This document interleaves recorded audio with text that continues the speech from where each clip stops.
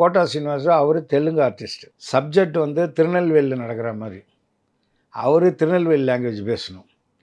Original படத்தில் அவர் பெரும்பாலும் தமிழே பேசலை, தெலுங்கு தான் பேசியிருந்தார். ஸோ இது எப்படி மேட்ச் பண்ணுறது?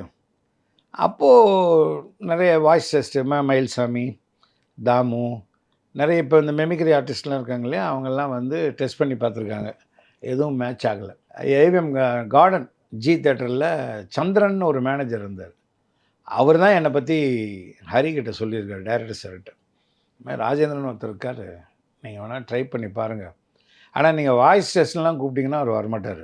அவருக்கு அதெல்லாம் பிடிக்காது. ஸ்ட்ரைட்டாக அவர் மேலே நம்பிக்கை வச்சு இது கேரக்டர்னு கூப்பிடுங்க, அவர் பேசுவார் அப்படின்னு.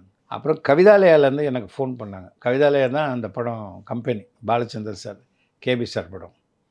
அப்புறம் எனக்கு ஃபோன் பண்ணும்போது நான் சொன்னேன், இல்லை சார் நான் வாய்ஸ் டெஸ்ட்லாம் போகிற பழக்கம் கிடையாது அப்படின்னு. இல்லை சார் நீங்கள் போய் டைரக்டரை மீட் பண்ணுங்கள், அவர் உங்களை கைட் பண்ணுக்குவார் அப்படின்னா. சரி நான் போனேன். அவர் என்னை உட்கார வச்சு என் குடும்ப கதை, நீங்கள் யார், எங்கே இருந்தீங்க, போனீங்க, வந்தீங்கன்னு எல்லாம் கேட்டுன்னு இருக்காரு ஹரி சார்.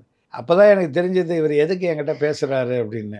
அந்த வாய்ஸ் மேட்ச் ஆகுதான்றதுக்காக பார்த்தாரு. அது அவர் கண்டே பிடிக்க முடியல. அவர் ஒன்றும் திருப்தி இல்லாமல், சரி வாங்க நம்ம உள்ளே போய் நான் ஒரு 3 சீன் போட்டு காட்டுறேன், எப்படி இருக்குன்னு பாருங்கள், பார்த்துட்டு பேச முடியாது பேசலாம் அப்படின்னாங்க. அந்த 3 சீனு பேசினார்.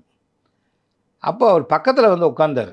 நீங்கள் பேசுங்கன்னு சொல்லி உட்காந்தார். நான் சொன்னேன், நீங்கள் என் பக்கத்தில் உட்காரக்கூடாது சார், நீங்கள் எழுந்திரிச்சு இன்ஜினியர் ரூம் போயிடுங்க, லைட்டெல்லாம் ஆஃப் பண்ணுங்க, ஏன்னா அவருக்கு பேசணுன்னா அப்படி தான் பேசவே ஆகணும், அதனால் நீங்கள் உட்காந்திங்கன்னா எனக்கு பேச வராது, நீங்கள் போயிடுங்க உள்ளன்னு.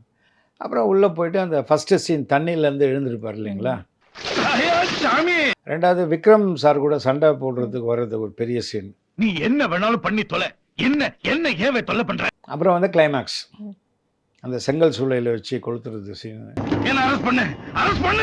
அது 3ம் நான் பேசினேன். அவர் நேராக உள்ளே வந்தவர் எதுவுமே பேசலை, லைட்டை போட்டு என்னையே பார்த்துட்டு இருக்கிறாரு. நான் சொன்னேன், என்ன சார் அப்படின்னா. இல்லைங்க, நான் வந்து உங்கள் வாய்ஸ் மேட்ச் ஆதான்னு பார்க்குறதுக்கு தான் வெளியில் உட்காந்து அவ்வளோ நேரம் பேசினேன்.